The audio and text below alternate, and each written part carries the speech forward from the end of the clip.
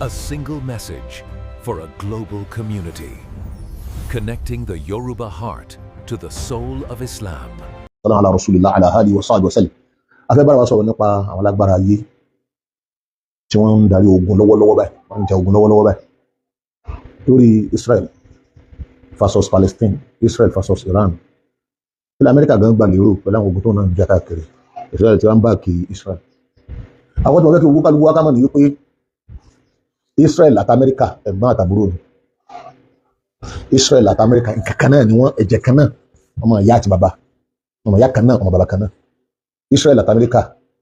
ẹ̀gbọ́n àtàbúrò. Ìtumọ̀ ẹ̀gbọ́n àtàbúrò gẹ́lẹ́ mọ̀ pé ẹ̀gbọ́n àràrà ni àbúrò lọ́wọ́ sí fọgbàdì. Tẹ́ ẹ máa ń wo àbúrò èyí ò rò bó ń lọ ẹ̀gbọ́n àbúrò. Tẹ́ ẹ máa ń wo ẹ̀gbọ́n èyí ò rò bó ń lọ ẹ̀gbọ́n lóòótọ́. Ṣùgbọ́n àràrà yẹn ni kíni? Ẹ̀gbọ́n tọ́jú orí rẹ̀ gan àbí ní tó fi ju àbúrò rẹ̀ lọ́pọ̀. Tálí àbúrò nu Amẹ́ríkà àtẹ̀gbọ́n. Tálí àbúrò sí Amẹ́ríkà lẹ̀gbọ́n àbí Israel, for your information. America was occupied by Zionists, by Israel. So bá ṣe kó Nàìjíríà lẹ́rú, tó ń káwọn orílẹ̀-èdè ní lẹ́rú, bẹ́ẹ̀ náà ní Israel kó America lẹ́rú lọ́nà míì tó advance ju káṣí ẹ̀ máa kọ́ gbogbo lọ. Àwọn Júù tí ń bẹ ní America wọ́n á pọ̀, àwọn America pọ̀ rẹ́rẹ́rẹ́, àwọn ìyá mìíràn wà. Àwọn Júù tí ń bẹ ní America ní tẹ́fì ju Mùsùlùmí lọ pọ̀. Ṣùgbọ́n for your information, ẹgbẹ́ kan bẹ tí wọ́n dálẹ̀ sínú Amẹ́ríkà. Ẹgbẹ́ yẹn òun ló ń tojú bọ òṣèlú èyíkéyìí ẹgbẹ́ tó bá rí kó rule, especially àwọn Republican àtàwọn Democratic. Ẹgbẹ́ yẹn máa tọwọ́ bọ òṣèlú wọn directly, torí kò sí ẹnìkankan tó fẹ́ di president àbí senator àbí governor. Ẹgbẹ́ yẹn ó lówó tí máa gbé lẹ̀. Àdúgbò jẹ́ kó nǹkan ló bí candidate lẹ̀ kó wá finance ẹ̀. Tàbí candidate máa wá ta ní ó sì finance ẹ̀ kó wá rí pé tó fún olówó tó pọ̀ jù, ẹgbẹ́ yẹn ni. Tó náà ni ẹgbẹ́ America-Israel Alliance. Èyí táwọn ọmọ Amẹ́ríkà ti ń ta kò lọ́wọ́lọ́wọ́ báyìí. Kí n sọ wípé Israel kó Amẹ́ríkà lẹ́rú, Israel lè gbọ́n ara wa ni, orí kò ju kékeré bó ti rí lọ. Gbogbo states ti bẹ l'Amẹ́ríkà ti ṣe 50 states. Ẹyọ kánú state ń báyìí kì í ṣe ẹgbẹ́ Israeli. Ayọ̀ Israeli 10 ogún lára state kan ní Amẹ́ríkà. Máa dálíkà gbogbo bá Amẹ́ríkà ṣe fagbàdì tó ń ọwọ́ Israel bẹ́ẹ̀ lọ wá. Ààrẹ Amẹ́ríkà tó takò Israel lọ pàdánù lọ́gọ́gbọ̀ ẹ̀. So therefore ó rí àwọn táìmù kan pípà ń gbé, àwọn iléeṣẹ́ rédíò tẹlifíṣàn àgbáyé ń gbé, àwọn wẹ́bsáìtì oríṣiríṣi ń gbé, àwọn pages ń gbé pé ẹ̀rù tí ń ba Trump tí ò fi fẹ́ bá Israel wí. Trump wọ́n rí pé ó yẹ kí Trump sọ pé àṣejù rẹ̀ pọ̀ jù, àṣejù rẹ̀ ti pọ̀ jù wọ Israel, àṣejù rẹ̀ sì pọ̀ jù náà. Toró ti sọ Amẹ́ríkà gan lẹ́nu pẹ̀lú ìjọ olórí ibú tí ń jáì. Kò sí ẹnìkan lẹ́yìn ẹ̀ mọ́, kò sí ẹnìkan lẹ́yìn Israel mọ́. Tẹ́lẹ̀tẹ́lẹ̀ France ń bẹ lẹ́yìn ẹ̀, Britain ń bẹ lẹ́yìn ẹ̀, Russia ń bẹ lẹ́yìn ẹ̀, China ń bẹ lẹ́yìn ẹ̀, Germany ń bẹ lẹ́yìn ẹ̀, Italy ń bẹ lẹ́yìn ẹ̀, gbogbo àwọn orílẹ̀-èdè especially àwọn European country. Ní ìsìn ìjókòó European country, European Union ni wọ́n ti wá ń design ìyàwó làwọn fi jẹ Israel lẹ́yìn ìgbà tí wọ́n sọ fún pé àwọn ò sí lẹ́yìn ẹ̀. Ẹ̀rù táwọn èèyàn ń gbé wípé ẹ̀rù ń ba Trump gan kọ́mọ̀ ìpè Israel ọ̀pọ̀ àwọn gẹ́gẹ́ bí wọ́n ti kọ́kọ́ pa irú president bẹ́ẹ̀ náà rí, nítorí pé president wọn yẹn kò fẹ́ kí Israel kó ní atomic bomb. Tó bá ní atomic bomb ó lè pa gbólá rẹ̀, ó lè pa gbóló níbi tí president yẹn tó mọ̀dé bẹ́ẹ̀ sì ni. Ṣùgbọ́n wọ́n pa president yẹn dà, wọ́n sì ní atomic bomb láti 1960s, bẹ́ẹ̀ 1963 wọ́n ti ní atomic bomb bẹ́ẹ̀ lọ́dọ̀ wọn tó lè pa gbogbo àwọn lábárẹ́. Nítorí pé kò sí ẹnìkan tó lè fara mọ́ kéèyàn ó lo atomic bomb lọ́wọ́lọ́wọ́ báyìí, ẹ̀ lérò lórí ẹ̀ka tó ní tó àtẹ́ǹtì àti lò báyìí. Wọ́n kálukú fi pamọ́ ni. Kò sẹ́ni kankan tí àgbáyé lè gbà fún ó lò ọwọ́ àá lò tán ara tiẹ̀ náà wà balẹ̀. Lọ́jọ́ kọ́ máa wo ìgbà wo lòun lè lò. Ó jẹ́ ara nǹkan tí wọ́n bẹ̀rù mọ́ ara Israel là. Orílẹ̀-èdè Amẹ́ríkà ẹrú ló jẹ́ fún Israel. Ẹni tí ó bá mú òṣèlú dáadáa àbí ọ̀kan tí ń lọ ni wọ́n máa wò pé Amẹ́ríkà lágbára lóòótọ́. Kódà agbára tó ní ní tó kójọ gbogbo tó ní ojú ti Israel lọ. Ṣùgbọ́n pa pé gbogbo ń tẹ́yẹ ká Amẹ́ríkà fi ṣagbára kódà ní àwọn ọmọ Israel péréte ní control ọ̀pọ̀lọpọ̀ àwọn àyè. Ilé-iṣẹ́ tí ń produce weapon Amẹ́ríkà àwọn ọmọ Israel wà níbẹ̀. Àwọn senators tí wọ́n ń ṣòfin lónìí, àwọn senator Israel tí Israel plant sínú ilé ìgbìmọ̀ aṣòfin, àwọn lọ́pọ̀ jù. Ọ̀pọ̀lọpọ̀ wọn yìí ṣe Israel, 90% wọn kò ṣe Israel, wọn yìí ṣe jù, wọn ò jẹ́ mọ́. Ṣùgbọ́n wọ́n believe pé lọ́nà kan lọ́nà méjì Israel sponsor àwọn ọwọ́ ilé ìgbìmọ̀ aṣòfin. Kódà àwọn kan bẹ tí ń bí tí ń sọ̀rọ̀ tẹ́ máa bá ọ̀rọ̀ wọn pàdé lórí àwọn ẹ̀rọ ayélujára lónìí àtàwọn medias ó pọ̀rọ̀ rẹ̀ ẹ̀ tó bá yẹ olódò lókù ẹ wo ọ̀rọ̀ tí Trump sọ láìpẹ́ ọ̀rọ̀ yẹn ti wà lórí social media ọ̀rọ̀ tó gẹ́gẹ́ sọ lẹ́nu ẹ̀ ó ní tẹ́lẹ̀tẹ́lẹ̀ Trump lọ sọ́wọ́ àwọn ó lẹ́nikẹ́ni tó bá ta bá Israel yóò sì di ọ̀tá aráàlú ọ̀rọ̀ tó ta bá Israel tó fi bú Israel yẹn ó lọ́ máa sábà tó tọ̀ fi jáde kúrò ní òṣèlú tẹ́lẹ̀ tá bá sọ̀rọ̀ against Israel ní Amẹ́ríkà ní àbí ní Europe wọ́n tàn kò ṣòṣèlú mọ́nu yóò wá dọ̀tá ayé ó ní bẹ̀tẹ̀ lónìí tí òun sọ̀rọ̀ ìtòun ṣẹ̀ṣẹ̀ gbàjọba yìí ó lẹ́ni tó bá sọ̀rọ̀ gbé Israeli wọ́n tàn ó dẹ̀ máa die politically Trump lọ sọ bẹ́ẹ̀ tí a máa sọ̀rọ̀ succeed gbogbo ogun tó dára ní ọdún méjì ju pé ó sọ Israeli dàbáwọn Israeli pé kò sí bẹ́ẹ̀ lébù ní Europe l'Amẹ́ríkà tẹ́ ẹ bá ti ń bu tẹ́ ẹ fẹ́ pé ẹ̀yin gan ẹ̀ lè gbé lù mọ́ ẹ̀ lè rí kẹ̀kẹ́ sí nítorí ẹ bá jẹ́ lecturer university wọ́n yọ ọ́ dànù tó bá jẹ́ student wọn lè ọ tó bá jẹ́ politician wò ṣòṣèlú mọ́ tó bá wà nínú ìjọba wọ́n á gbaṣẹ́ ìjọba lọ́wọ́ rẹ̀ tó bá jẹ́ sọ́jà kọ́ ọjọ́ gangan wọ́n á gbé ọ ó lè takò sẹ́ l'Amẹ́ríkà bí ní any country ní Europe wọ́n sọ pé anti-semist ni ọ́ ìyẹn ni pé muhadi asamiya òun ègé Israel tó pé sẹ́ẹ̀lì mukodas ọ wà wọlé lọ́dọ̀ wọn but today pẹ̀lú ogun tó jà pẹ̀lú Hamas láàrin ọdún méjì yìí Israel pé dẹ́fẹ́ pé tẹ́ ẹ bá sọ̀rọ̀ gbé ẹ support ẹ òun tó ń sì dira dáadáa nígbà àwọn tí wọ́n ń rap lásán tí wọ́n ń rap àwọn aṣẹ́wó àwọn student kò sí university kan ní Europe lónìí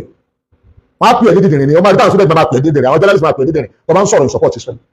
èmi bàtà bẹ̀rẹ̀ Nàìjíríà náà a rí pásítọ̀ tó ní ẹ̀yẹ káwà pẹ̀lú Israel káde máa gbàdúrà fún wọn àbí dakọ́sọ́ padà ní ẹ̀sìn tọ́lá àwọn pásítọ̀ ẹgbẹ́ rẹ̀ àwọn ti sọ̀rọ̀ pé ìkà ní Israel kò sí ìgbà tó sì ìlú ti gbé Israel mọ̀ bẹ́ẹ̀ kí ni ó dé tí Israel fi ń ja ogun nǹkan mẹ́ta náà ni wà olóló burúkú rẹ̀ o Israel ń ja ogun tí ń jà yìí tí Amẹ́ríkà náà ṣe ń bá àkẹ́ lórí èròǹgbà mẹ́ta èròǹgbà alákọ̀ọ́kọ́ ó ní wọ́n fẹ́ mú ẹrù kúrò wọ́n fẹ́ mú ẹrù tí ń bà wọ́n lẹ́rù wọ́n á fẹ́ fi ọkàn balẹ̀ kí ni bà wọ́n lẹ́rù ní gbogbo 80 years tí Israel bá ti ń dìde bá ti pé ọmọ 70 ti lọ sí 80 ni wọ́n máa ń túká wọ́n ṣubú orílẹ̀-èdè tí bá gbé dìde gbà yóò ṣubú ẹ̀mejì náà wọ́n sì gbé orílẹ̀-èdè dìde rí ẹ̀kẹta rí alákọ̀ọ́kọ́ 77 years ló lò kódà nígbà ayé Dáúdà gan ẹlẹ́ẹ̀kejì 77 years lòun náà ló tó fi parẹ́ Israel òní òun náà ó ti lo 70 bí ọdún méjì mẹ́ta náà ló kú tí ó pé kí ni o 80 77 náà lọ wáyé ẹgẹ́sì so wọ́n bẹ̀rù pé ní tí a máa pè ní lánàtò al-uqdati thamina àbí al-aqlu thamin ìpè ọdún kẹwàá kẹjọ láti pé kẹwàá keje ní 70 kẹjọ ní 80 ìpè tí wọ́n máa ń jẹ́ àwọn tó bá ti ń wọ 80 òun náà ní ìpè ìbalẹ̀jẹ́ àti wíwó nítorí ìbalẹ̀jẹ́ tó bá bàjẹ́ today Israel believe pé àwọn lè wó ní ló fi wọ ogun tó ń jà yìí torí ìṣẹ̀lẹ̀ October 7 2023 kò tó ń tó yẹ kí wọ́n fi jà òjòjọ́ méjì ní táwọn ọmọ ìlú gan fẹ́ ni pé àwọn ọmọ àwọn bẹ́ẹ̀ lè báwọn aráàlú ìjà ẹ̀ kà pa àwọn ọmọ àwọn ni ẹ negotiate pẹ̀lú wọn ẹ release àwọn ọmọ wọn tẹ́ ẹ kó sẹ́wọ̀n táwọn bá kó 1000 ọba 20,000 ń bẹ lọ́dọ̀ àwọn ẹ release àwọn ọmọ wọn but wọ́n ti ní plan lẹ̀ pé n ti ń dẹ́rù bá wọn òun làwọn táwọn sẹ̀ táwọn gbalẹ̀ àwọn bàbá wọn táwọn pa bàbá wọn àwọn pọmọ àwọn pàyà orílẹ̀ wọn làwọn wà presently wọn ò lè foríjì àwọn ṣé ìyá máa foríjì yàn lórí pé ọ̀pọ̀ bàbá mi ọ̀pọ̀ ìyá mi owó lé mi ọgbàlú mi ó lé mi jáde ọwọ́ ni foríjì ọ̀ bí bàtí ẹ̀ foríjì ọ̀ kúrò lórí gbogbo ibi chíkíní ẹ̀ kúrò bẹ́ẹ̀ fẹ́ gbà sí ẹ̀sìn gbà sí sòrò ń gbà lọ́kọ̀ ni wọ́n fẹ́ fọkànbalẹ̀ today wọn wà tí ì rí fọkànbalẹ̀ yẹn lọ́jọ́ wọn ti sìn ní ogun ṣé ìfọkànbalẹ̀ sì lè wà fàlábòsí orí àbòsí ẹ̀. Number 2 Israel ń ja ogun nítorí pé ó fẹ́ pàkíyèsí Palestine rẹ̀ ó fẹ́ kí Palestine health system ló fi jẹ́ pé bí ṣe ń ja ogun níbi tí wọ́n ti ṣẹ́ ní Gaza tó ní wọ́n ti ṣẹ́ wọn àwọn alárìndẹ̀ ni àwọn tó ń jà fẹ́tọ̀ wọn ni ó tún wá lọ rí jagun ní West Bank tí wọ́n ti ṣẹ́ torí pé kìíní yẹn ní nǹkan ṣe pọ̀ mọ́ afẹ́fọ̀kànbalẹ̀ ẹni tí sì ń dẹ́rù bàbá ní Palestine tá a gbalẹ̀ rẹ̀ ẹ̀já kó gba gbogbo lẹ̀ nígbà bá gba gbogbo lẹ̀ tí wọ́n sì ti ń jà fún wọn ọkàn àwọn balẹ̀. Èròǹgbà kẹta sẹ́rí ẹgbẹ́ méjèèjì tí ń rúlù ní ẹ̀sìn ìkàlẹ̀ lè dùkan lọ ní ẹgbẹ́ méjèèjì opposition àti ruling party ní Netanyahu ti wá opposition rẹ̀ àwọn lẹ́sìn ju ruling party lọ àmọ́ méjèèjì ní ẹjọ́ ní ìròrí kan náà tájọ gbàgbọ́ tí Netanyahu gangan bí oṣù kan sí ìsìn tó sọ jáde tí gbogbo àgbáyé ń bu gbogbo àgbáyé lébu kódà l'Amẹ́ríkà wọn bò kódà ní Israel gan-an lọ́wọ́ ti sọ̀rọ̀ pọ̀jù tó yẹ pé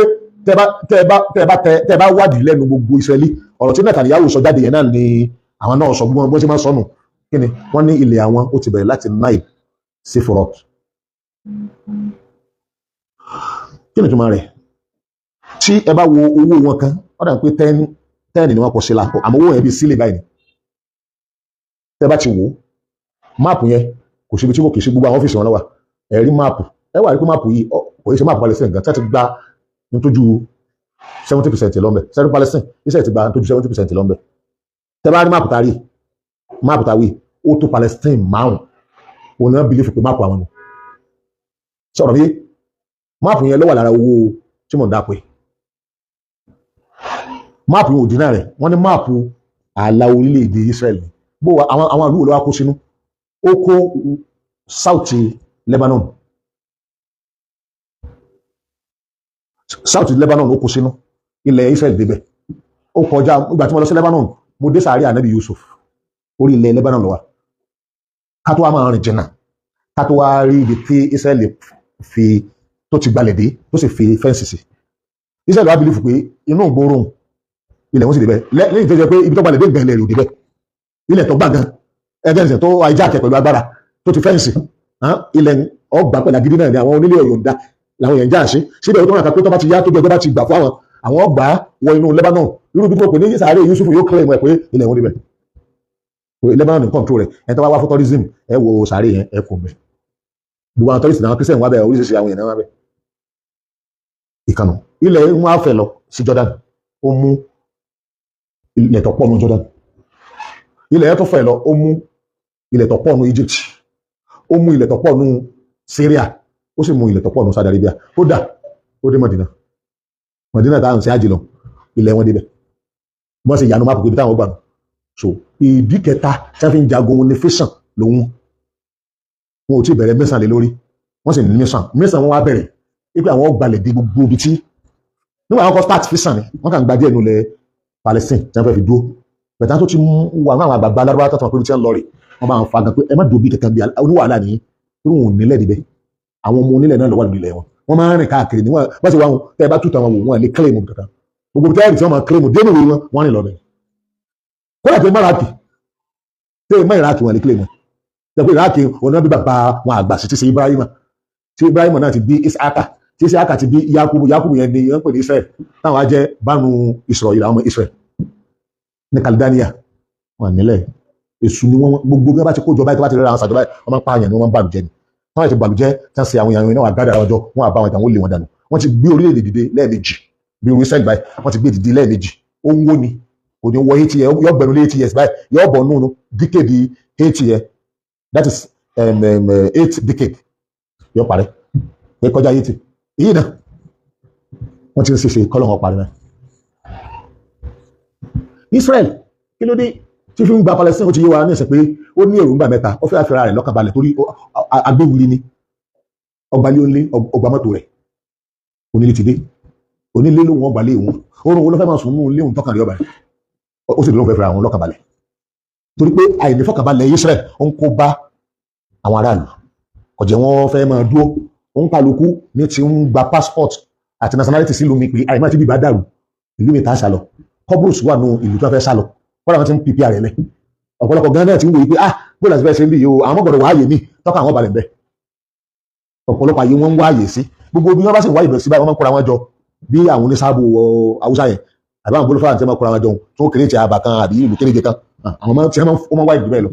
wọ́n gbà lọ ilẹ̀ lọ rẹ́rẹ́rẹ́ tó wọ́n ti ń ṣe bẹ́ẹ̀ báyìí ọ̀pọ̀lọpọ̀ bàálù wọn gbà tí tó bẹ̀rẹ̀ sí máa àtàkì wọn Kọ́bùrùsù náà kó bàálù wọn tó kó pamọ́ sí pẹ̀lú wọ́n ti tọwọ́ bọ ìjọba tí ń bẹ ní Kọ́bùrùsù yẹn wọ́n rí lẹ́gbàá lọ́dọ̀ ẹ̀ ìyẹn ni wọ́n fẹ́ fi ṣe bàdíìlì tí ìjọba ti ẹ̀dàrú Israel ọkàn rẹ̀ ò balẹ̀ ṣùgbọ́n àwọn olóṣèlú tó bẹ́ẹ̀ tó bá tó bẹ́ẹ̀ ó lóun promise wọn kó wọ́n fẹ́ ọlọ́kàn balẹ̀ gbogbo tí wọ́n àjẹkọ̀ kan wọ́n balẹ̀ wọ́n ṣe tán àti sí òun lógun tí ń jà ìkejì bẹ́ẹ̀ bá sọ fún wa wọ́n fẹ́ pa fáìlì Palestine rẹ̀ Palestine ti ní fáìlì pẹ̀lú wọn láti 1918 tí Britain ti wá sórí ilẹ̀ Palestine Britain yẹn ni wọ́n ń kó àwọn Israel wá Britain kó àwọn Israel wá sẹ́ẹ̀rí àwọn ẹgbẹ́ kan bẹ tí wọ́n kó wọn wọlé bí Ghana RL àwọn ẹgbẹ́ yẹn ẹgbẹ́ apààyàn ni wọ́n pa sígi sáwọn ará Palestine la àwọn ọ̀gá wọn ni wọ́n di president báyìí and the minister ẹgbẹ́ yẹn àwọn ẹgbẹ́ yẹn ni wọ́n lé àwọn ọmọ Palestine tí wọ́n gba ilé wọn àwọn ẹgbẹ́ yẹn wà ní ìjọba Britain máa ń fún lówó máa ń fún nípa máa ń support and náà fi start torí pé wọn ò tí ì lè fọ́ọ̀mù ìjọba gbà yẹn ẹgbẹ́ bíi movement organisation tó lé tó ní owó tó nípa ṣe ń pa àwọn Palestinian gan àwọn ẹgbẹ́ yẹn ló wá dìjọba lọ́dọ̀mọ̀gún àwọn agbébọn ẹgbẹ́ wọn àwọn lọ́dọ̀mọ̀gún Israel nìsín so ìbẹ̀rẹ̀ wọn gangan kan tó dìjọba apààyàn ni wọn intensive láì àti máa pa jù náà àwọn Palestine tó ní sèyí tí wọ́n ti wá dìjọba náà ìmọ̀ pa àwọn Palestinian yẹn kókó nù àgbọ́yé wọn àti gbàgbọ́ wọn faith wọn ara ẹ̀sìn wọn ni kódà tẹ́ bá ń ka ìwé ìwé wọn ìwé Tàórátì wọn wọ́n mẹ́mbẹ̀ yìí pé ẹ pa gbogbo wọn táyà tọmọ tọkọ ẹ má jẹ́ kí ẹnì kankan ṣẹ́kù torí ìtọ́wá tó ṣẹ́kù ó tó lóhùn ọgbẹ̀sẹ̀ ẹ pa gbogbo wọn wọ́n bẹ́ẹ̀ nù wé wọn ẹ gbọ́gbọ́ ẹ̀ so kò sí terrorist kan tí ń bẹ láyé tó burú tó Israel náà kí lè rọ́ǹgbà wọn pẹ̀lú Iran gẹ́gẹ́ bí tá a ti kọ́ sórí kìíní pé a sọ èdè lórí wọ́n ti jàjà ọjọ́ 12 pẹ̀lú Iran wọ́n lùsì ni wọ́n bá ga general lóòótọ́ ṣùgbọ́n àwọn náà lùsì ogun yẹn tí wọn ò bá stop Iran ogun yẹn òní ọ̀ hẹ́ndì Israel òní ọba pa Israel rẹ̀ ṣùgbọ́n gbàtí àwọn Amẹ́ríkà ti rí pé kí ní ìgbúró gbàtí náà gẹ́gẹ́ ń da ájà tí Amẹ́ríkà ti dà sí Israel láti máa pariwo ńgbà tó di ọjọ́ 4 àbí ọjọ́ 3 wípé ọwọ́ tí Iran fi ń ọfẹ́ lágbára o kámẹ́ríkà yà dá sí tí ìbá sí Amẹ́ríkà dá sí tí wọ́n fi àwọn méjèèjì lẹ̀ Israel ò tó bẹ́ẹ̀ láti mú Iran ìgbà yẹn ni àṣírí tú pé ó fẹ́ pé Israel báràkì lásán ni náà báràkì Amẹ́ríkà ní Middle East bó ṣe wà over 90% weapon ti ṣe wọn à ṣe láti ní Israel European country the France the Britain the Australia America number 1 number 2 ọ̀nà ní Britain number 3 ní France number 4 ọ̀nà Australia Germany Italy àti ń kó gbogbo weapon fún un ọdún Israel ní movement yẹn àwọn engineer pọ̀ bẹ̀ àwọn scientists pọ̀ bẹ̀ ọ̀pọ̀lọpọ̀ ń lọ rí dáwọn company lánlẹ̀ tí wọ́n ṣe àwọn weapon lábẹ́ àwọn country yìí tó jẹ́ pé àwọn engineer yẹn àtàwọn company yẹn wọ́n lẹ̀kọ́ àti government yẹn lọ́jọ́ kan máa rí weapon kó wá sínú Israel ṣùgbọ́n lónìí tí mo sọ̀rọ̀ yìí gbogbo bọ́ọ̀bù tí Israel lò pátá especially àwọn advanced bomb kò sí àkàtà ṣe láti Israel ju nǹkan tí ò le ju bí 5% lọ tábà gbogbo nǹkan ìjagun rẹ̀ àti bàálù àti gbàgbọ́ ẹ̀pọ̀ amọ̀ tank gbogbo tí Israel lò pátá kò rí ẹ̀ka kó wá láti gbogbo àwọn country mímọ́ Amẹ́ríkà ló kú lẹ́yìn rẹ̀ so àwọn gan wọ́n ti wọ wàhálà kódà bàbá bá rí ní wípé ọmọ ogun Israeli sẹ́rùbó ninja tọ́lọ attack country mẹ́fà láàrin ọdún méjì yìí country mẹ́fà ní Israel ti attack ọdún ibi tó kọ́ ọmọ ogun sí gangan tí fi ń jà ọjọ́ ọ̀nà mẹ́ta lọ ó kọ́ ọmọ ogun sí Lebanon lórí ilẹ̀ Lebanon ó kọ́ ọmọ ogun sí Syria lórí ilẹ̀ Syria include Palestine ṣùgbọ́n ibi tí wọ́n attack tí Israeli attack ọ̀nà 5 ní attack presently so ó ti attack nítorí ó attack àwọn brother tí wọ́n náà ń bọ̀ wá hẹ́ẹ̀kù àwọn Palestinian tí wọ́n kó di àti ogun tí wọ́n mọ̀ lòbọ̀ ní Tunisia ló fi jẹ́ mẹ́fà wọ́n ìgbéra ní Tunisia tí ó ti rán kí ni ṣe dóòmù lẹ́gbẹ̀ẹ́ àgbélò kọ rẹ̀ drum àbí àgbẹ̀pẹ̀ ní atọ́hẹ́rọ̀ bíi àtọ́yà ó ti rán sí Tunisia lọ́lọ́ attack àwọn brother yẹn ló fi jẹ́ orílẹ̀-èdè mẹ́fà tẹ́lẹ̀ 1985 ẹ̀fọ́ àwọn Tunisia ti ṣe ìrántí 40 years tí Israeli attack Tunisia ọ̀pọ̀ àwọn ọmọ Tunisia àti Palestine àti bẹ́ẹ̀ ọ̀pọ̀ àwọn lọ rẹ̀rẹ̀rẹ̀ 1985 ohun tó ń bi náà ni wípé ọ̀fẹ́ kí orílẹ̀-èdè kankan kọ́ran ara Palestine lọ́wọ́ ọ̀fẹ́ kí wọ́n yí ọ̀dà Palestine kó wọn fi pa wọ́n rẹ̀ ẹ̀nà kan márùn-ún lọ. náà ní ogun tí wọ́n ń jà lọ́wọ́ yìí orílẹ̀-èdè kan máa ń bẹ̀tọ̀ pé wọ́n gbèrú ni àti president àtọmọ ilé ìgbìmọ̀ aṣòfin especially àwọn aráàlú tí aráàlú bá rí senator kan àbí president kan àbí governor kan àbí candidate kan ó wá sọ̀rọ̀ against Palestine àbí kò sọ̀rọ̀ in support Palestine ó wí jáde stand there kò síbò tó ń tọ̀ lè dì ní ìran tó lè wọlé tó bá yẹ against Palestine ò lè wọlé lẹ́lẹ́ tó bá yẹ against Palestine ọ̀kan nírò orí Palestine ẹni tí ọwọ́ ń bá dìbò òun ń sọ̀rọ̀ Palestine nígbà tí campaign ìwọ ò ní wọlé kọ́dà pé ìwọ gangan lọ dáàjù ẹni tí sọ̀rọ̀ Palestine ti dákọ̀ lára campaign rẹ̀ ìjẹ́ òfin wọlé kò síbò náà kọ́dà kò síbò councilor náírà orílẹ̀-èdè tó support Palestine jù àti sọ́jà àti àwọn government àti àwọn aráàlú àtàwọn àwọn lecturers university student university ìgbà wo everybody ní support Palestine Iran and presently Iran wà pẹ̀lú Palestine wọ́n believe pé Iran ní mọ́sídàrú agbára tí àwọn Palestinian tí wọ́n fi ń kojú àwọn Iran ní mọ́sídàrú ẹ̀ Israel tó bá ti jẹ mọ́ weapon wọ́n believe pé Iran ní bó tó sọ pé Hamas ń bá jà 90% weapon rẹ̀ kọ̀ wá láti ta àní ń ṣe nǹkan wọn láti nílé àwọn ọ̀kan ní wọn láti ta túrú bọ́dà Egypt sí Gaza wọ́n ti block ẹ̀ Nigeria lè mọ́ support wọn ní kọ́ mọ́ support ọ́fíìsì àwọn Palestinian ti wà ní outside pé ó fún wọn lówó àbò fún wọn nílé àbò fààyè gbà wọn àbí bẹ́ẹ̀ bẹ́ẹ̀ lọ àbí kọ́ mọ́ sọ̀rọ̀ òṣèlú kó fún wọn support àbí kó give order fún Hezbollah kọ́ báàkì wọn tó fi báàkì wọn ní tọ́lẹ̀ tó pa àwọn olórí méjì ọ̀tọ̀ọ̀tọ̀ nínú Hezbollah Iran ò kú òní kápẹ́ bá fààyè gba Iran gan gbogbo nǹkan tí Palestinian bá ní weapon ó sì láti supply wọn gẹ́gẹ́ bó ṣe supply Hezbollah but Israel burú gan àti mọ̀náfìkì lábára àwọn lárúbáwá gbogbo wọn náà ṣe mọ̀náfìkì àfi president Syria àti alilọ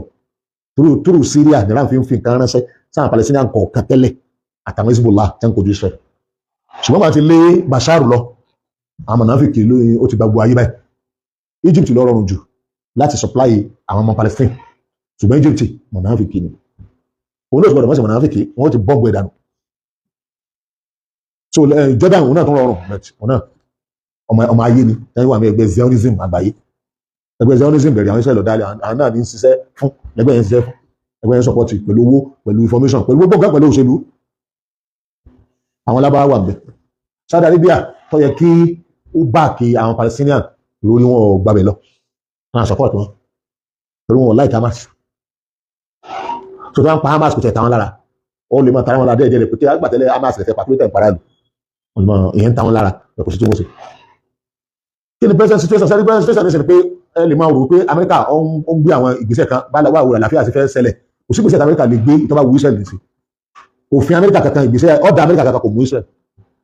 ṣe àrí bí Amẹ́ríkà ṣe ń ṣòfin tí Israel ń rú yẹn wọ́n jọ mọ̀ sí ni o tó ti ẹ̀rí pé ń ṣòfin ó ń rú wọ́n jọ mọ̀ sí ni torí pé ó wà nínú nǹkan márùn-ún lọ́nà tí ń gbà já ogun lọ́wọ́lọ́wọ́ báyìí.